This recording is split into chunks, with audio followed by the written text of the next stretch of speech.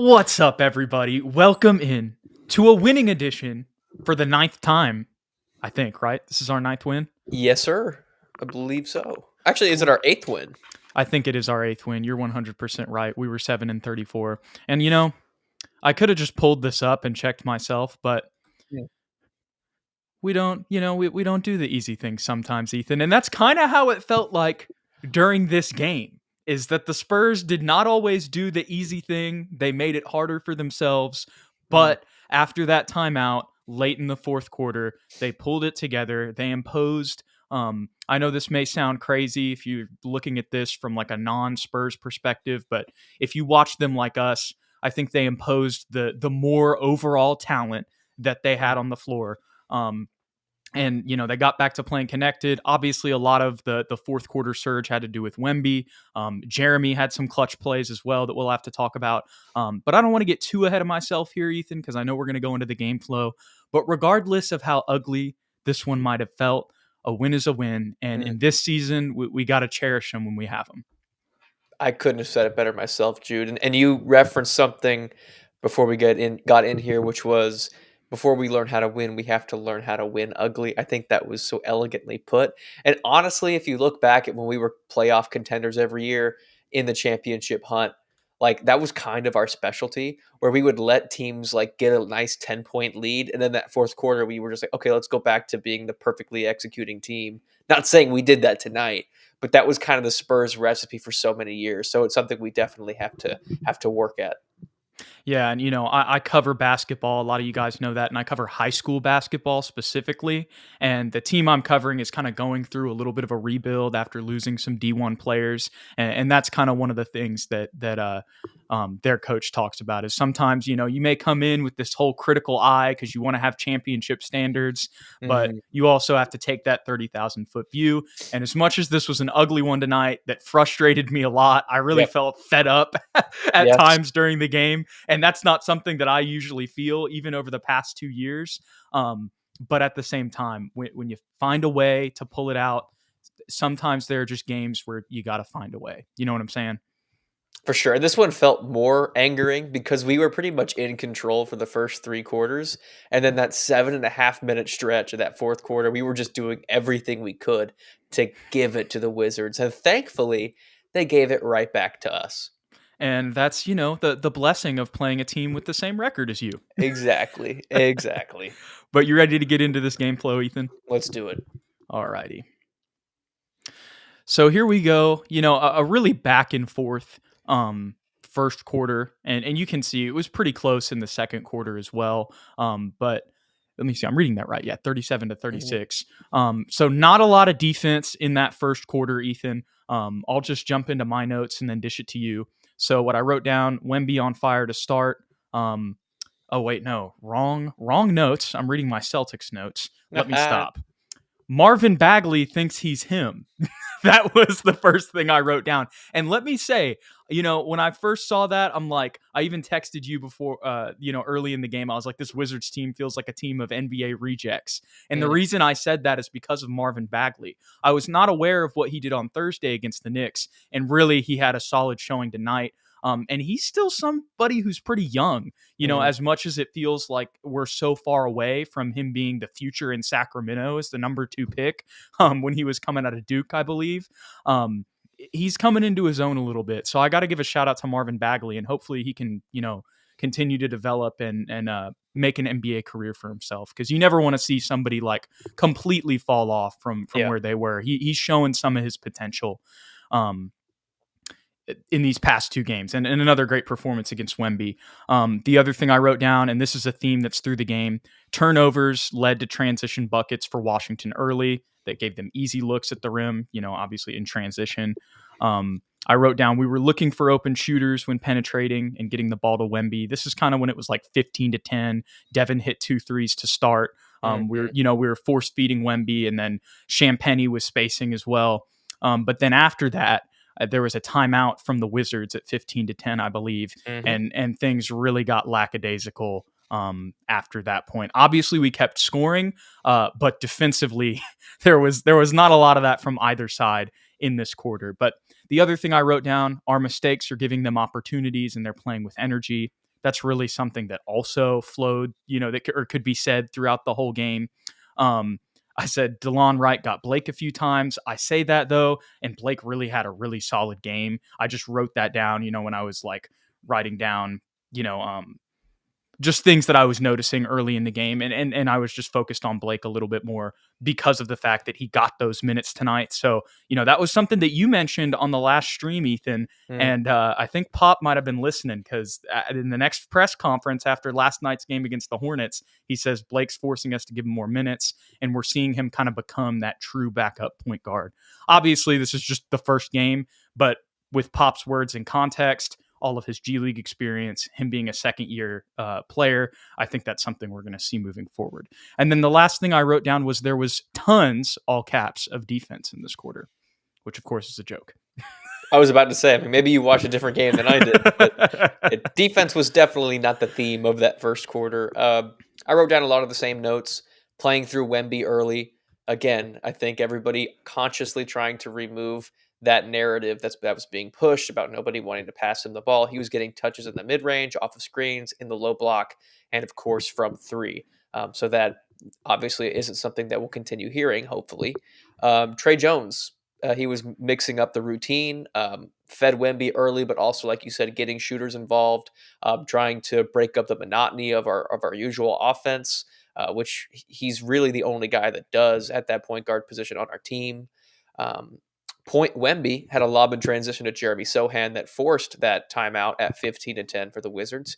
But you're right. After that, we kind of subbed Wemby out of the game, and the Wizards they felt like they were getting easier points in transition, off of turnovers, off of missed shots. And then when Wemby was on the floor, obviously Zach's still kind of recovering and coming back, getting the rust off from his injury, so there wasn't necessarily rim protection. So it felt like the Wizards had the momentum, despite the fact that we were in the lead. But with that being said, great defense from Blake Wesley, and Zach did look physical. They were just getting easy baskets. And Keldon Johnson, bull in China shop off the bench. Even a couple of moments where yes, I'm glad you're being aggressive, but like you missed a couple guys wide open, either on a cut or open for three. But I can't even be that mad. He finished with 19 points, 7 for 15 shooting, and was one of the few guys that was getting to the free throw line, considering we actually had 0 free throws in that first quarter. Our leading rebounder tonight as well, Keldon Mhm. was. And there were a couple second chance buckets that he had. I completely agree with you on a little bit of the frustration at the beginning. Mhm. But, when you consider that the last game we covered against the Celtics, he had 5 points. And then last night, he was the leading scorer with 25, and he had 19 tonight. It's just good to see him getting back to that 6-man role and doing, scoring around 20 points, because we're paying him $20 million, and that's what he's supposed to be doing. So it's been good to see in this back-to-back that he's bounced back Mhm. after, that kind of non-existent, for lack of a better term, performance in Boston. Yeah, for sure. For sure. Now let's move on to the second quarter.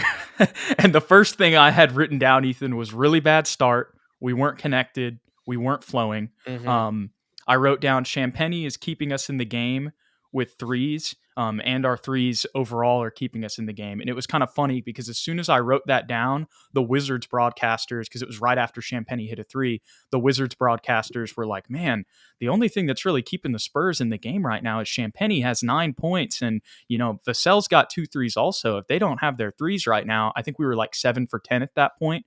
Let me see what the total was there. Yeah, so we finished 12 for 31. So I know that seems like we didn't make much for the rest of the game. I could have been a little bit off on that, but I believe it was that. I think we started off really hot and Mhm. then kind of cooled off, at least from distance, Yeah.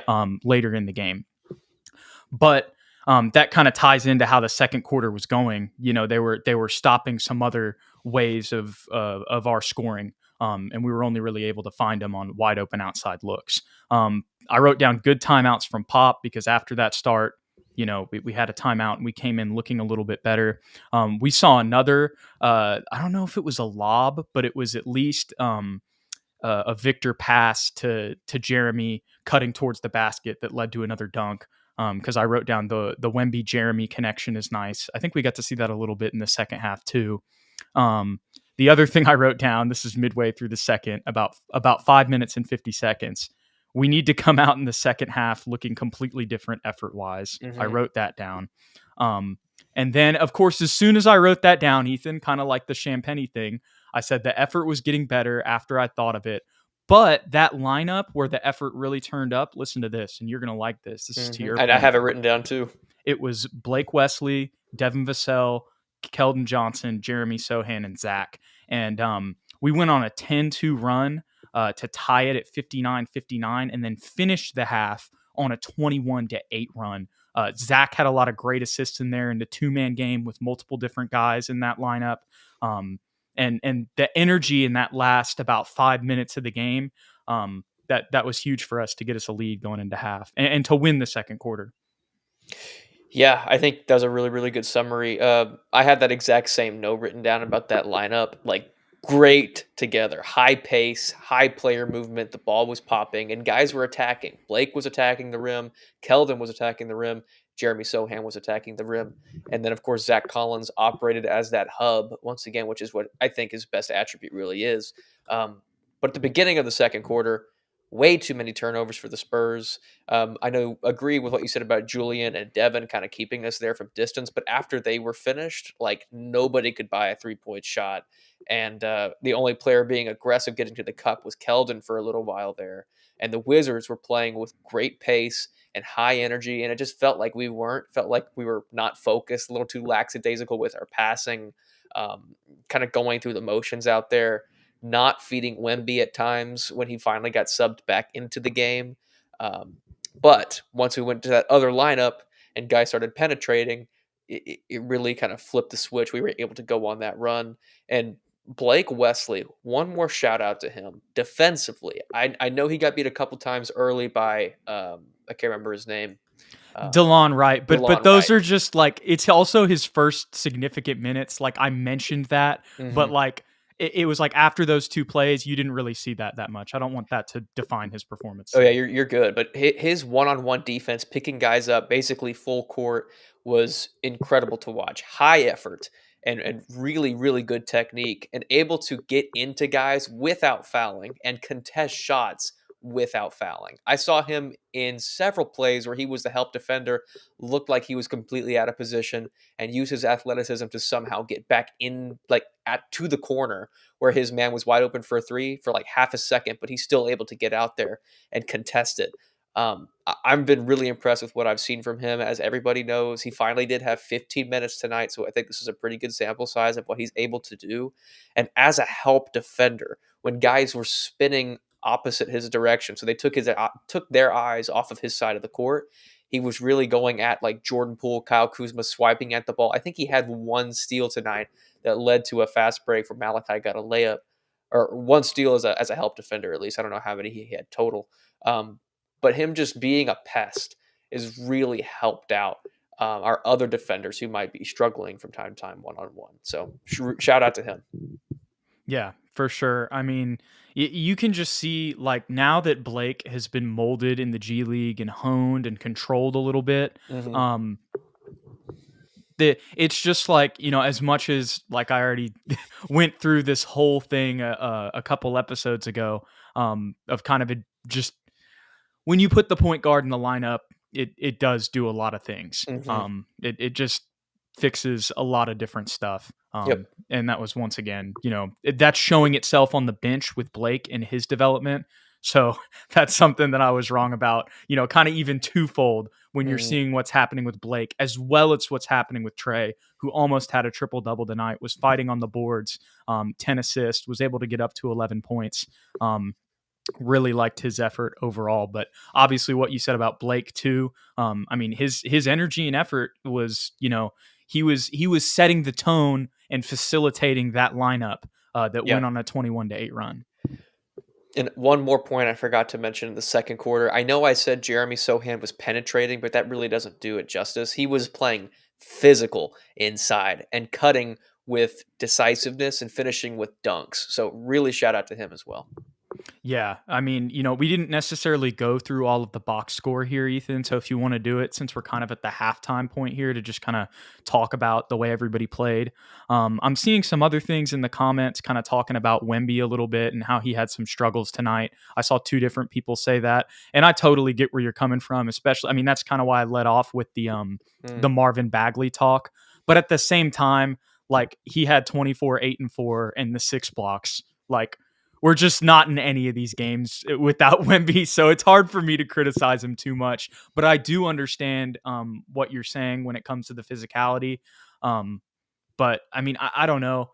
We've seen him also, stand tough against Giannis in the clutch as well, and some other guys too. So I feel like this was just kind of overall a meh game for the team. What are your thoughts on that? Yeah, I mean, it didn't look like we were super hyper focused on destroying the Wizards. And I know we're both bad teams, but I still put the Spurs talent over the Wizards talent, like you said at the beginning. Um, and the box score is a little misleading because I see Devin had 21, Jeremy had 23, Vic had 24, Keldon had 19. Like those are great numbers. And at the end of the day, obviously, we need to give them credit for what they were able to do in crunch time when it mattered the most, when we were down by 10 or 12 points. But that first, like, 3 quarters, I mean, there were times where it was really like tough to watch. We were making bad mistakes. Offensively, we looked stagnant, and guys weren't really playing great defense either. So Yeah, no, that's why, I mentioned earlier that I almost felt fed up at times watching this game, yeah, and we which let them I right back in. I honestly haven't felt like over the past 2 years. And I know that sounds crazy, but like that this was really the first time I felt it. My patience finally wore off, Ethan. Mm. It's tough to make Jude's patience wear off. That guy's one of the most patient dudes I know. So What do you think of this comment, Ethan? Is this Jude is best. controversy? I don't know, man. I don't see any Ethan love in the comments. I'm getting a little hurt. Yeah, I mean, if y'all don't show Ethan some love, he might never come back. Yeah, I might just deuce. Might just deuce. He might just disappear like Jordan Poole. I You was know trying to what? do somebody for us, but I guess we won. Yeah, we won. I want to give a shout out. I keep saying shout out this episode, so I apologize.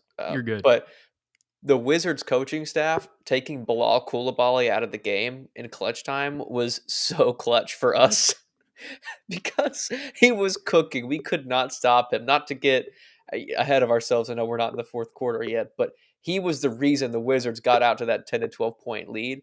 And then they were like, okay, let's put the starters back in. And then the Spurs came right back and won the game. So thank you, Wes Unseld Jr. Dude, Bilal was taking over at some point. I say at some point, I mean one point. It was in the fourth quarter. I was just like, man, are we really about to get like is he really about to just get his Oh, W over Wemby? And then the thing that really scared me was like right after that happened, they put up the stat, and I think this is when we were down 20, when we were down 12 with 5 minutes left, like somebody else referenced in the comments earlier. They mm, show Tyus Jones 9-0 against Trey Jones. And I'm like, I think that's like through 3 different teams too. yeah. And so exactly, I wasn't sure. I knew he was on Memphis, but I wasn't sure if he was on Minnesota too. And I believe that was the third, as well as Washington, of course. Um, so when I saw that, I was like, man, this is not good. But what is good is that Trey finally got a win over his brother, and that was because of the way that we finished the fourth quarter. But Mm, let's get into this second half, Ethan, and our third quarter winning streak was broken. And this is what I had written down. The first thing I had written down to start the third quarter was lackadaisicalness returns. I said Tyus needs to be nicer to Trey because he hit yep. a couple shots on him. Um, and then it's all intensity. If we have it to the standard that like Pop is trying to set, I felt like we could run these guys by double digits. That's what I wrote down. And that's kind of what you saw in the final 5 minutes of the game, which we'll get to. But the Mm, other thing I wrote down, Zach's defensive physicality was looking better. And it kind of made me think of last year, Ethan, about how we talked about how throughout the season, we felt like Zach got better at, staying straight up and not fouling in the post. And I think the thing that just reminded me, or the thing that like I thought about the most was Zach's defensive physicality looks a lot better when he's playing off the bench. He's had a much less of a deficit than when he was starting, and we were kind of complaining about it again earlier in the year. The other thing I wrote down, and this was kind of another theme that we saw in the second quarter, was the energy did pick up though near the end of the third, or in the set near the end of the second. I say that happened a little bit in the midway with or middle of the quarter with KJ and Devin scoring, because the other thing I had written down was at the end of the third, so not like the middle of the quarter. Washington did go on a 12-4 run. Now, I feel like that was more of our own accord with turnovers. Was this the quarter where we just started passing the ball out of bounds, like At the repeatedly? very end, yes. At the very end. And at the beginning of the fourth, yeah. So that's what I'm saying. Like, I wrote down the energy was up, kind of in the second half of the quarter, until we just started throwing the ball out of bounds, miscommunicating with guys. Like, it was crazy. There was one where Wemby just completely airmailed Shetty in the corner. There was another where Zach thought that Champagny was going to be on the wing, but instead he was cutting, and it just went straight out of bounds. I was just like, man, we're really passing to the fans right now. That was like a fed up moment for me, Ethan. But tell me your thoughts on the third. Yeah, Wizards had all the momentum going into the third quarter. Like you said, went right back to that lackadaisical style of play. Energy was brought back by Trey Jones. However, holistically, the team was missing wide open cutters, it felt like. For some reason, we couldn't find the open man. But Trey Jones continued to supply energy. He was getting rebounds like crazy. I texted Jude during this quarter. I was like, man, Trey Jones is fighting for every loose ball, every extra possession, and trying desperately to give the rest of the team some energy, because nobody else is playing that way. And then to finish off the quarter, like you said, just turnovers biting us in the butt. Had it not been for those turnovers, our streak is probably alive. Yeah. We did only lose the quarter by 6. Is that an 8 or a 9 up there, Ethan? Can you tell? It's an 8. It's an 8, yeah. So that's by 6. So yeah, I mean, that's 3 possessions right there. Yeah. And there's 3 turnovers that I think of that were passes directly into the stands. Yep. And the start of the fourth quarter wasn't much better, unfortunately. The first thing I had written down was Doug getting assaulted, pain, because there were like 2 straight buckets. I can't remember. I think Corey Kispert took him off the dribble on one, but there was another one right before. Oh, it was the Bilal. It was the Bilal real tough, fancy lay that could have been a poster. Turnovers, Bilal. That's what I wrote down. Those were the first 3 things I wrote down. Doug getting assaulted, turnovers, and Bilal. Nothing else. And then, like, so close. What did you have? That's so close to the first 3 things I wrote down. I wrote, Vic looks gassed, can't stop Bilal, turnovers, man. Okay, so what all of that compiled into, Ethan, was after we led 104-102 with 8 minutes and 20 seconds left in the fourth, Washington then went on a 10-0 run. And it probably went a little bit longer than that, or it might have been even more, than just 10, but that's what I had written down at the time. This is when I said throwing passes out of bounds, shooting ourselves in the foot. And I texted you about this, and this was about midway through the quarter. I said turnovers will be the reason we lose if we do. Luckily, we didn't, but the reason it was this close, and like you said, the reason that our third quarter winning streak was broken, really, if you had to point at one thing, it comes down to that. And as much as that sucks, I'd rather it be turnovers than, just getting beat by these guys. You know what I mean? Because at least turnovers is something we can control, and it's like something that you can fix. You know what I mean? Still not good, but with the nature of this team and being a team at the bottom of the league, that's just going to happen some games, unfortunately. I'm glad it happened at this rate against a team like the Wizards. But I think that also just ties into the lackadaisicalness that we kind of saw throughout this one, and the lack of intensity that we've seen, when we've competed with teams that are much better than this. The other thing I wrote down was Corey Kispert going off. Mm-hmm. I saw Mark commented earlier. He said, I was so pissed when we were getting cooked by a guy like Corey Kispert. I get where you're coming from. Oh my gosh, that it was frustrating. But shout out to Corey Kispert, though. He was going off. But then at the 4-minute mark, we called a timeout, and that's when things switched up for us. We went on a 12-0 run from that point. And and we had a clutch three and some clutch free throws from Jeremy Sohan on those second. It was like in the last three possessions, those were the first two, and then Devin had a free throw at the end of the game that iced it. But that three from Jeremy to take the lead in a 2-point game was giant. Mhm. And then the free throws as well for him to drain those in the clutch. I was really worried that he was going to, at least miss one of them. But man, that one-handed free throw, it's just getting more and more consistent.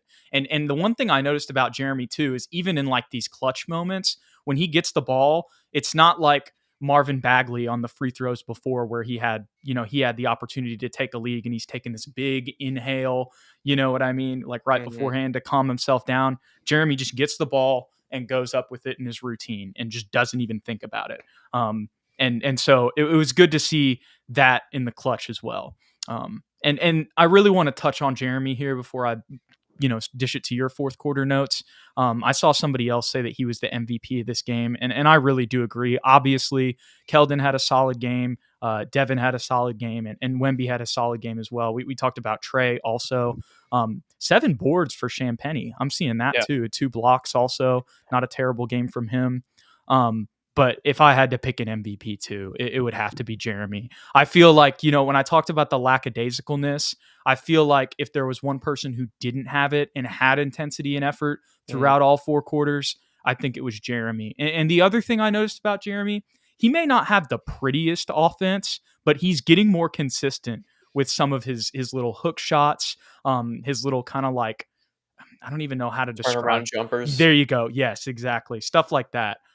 It's good to see him get more consistent with that, and it's also great to see, just his offense continue to evolve and be shown more since he's started playing the 4 again.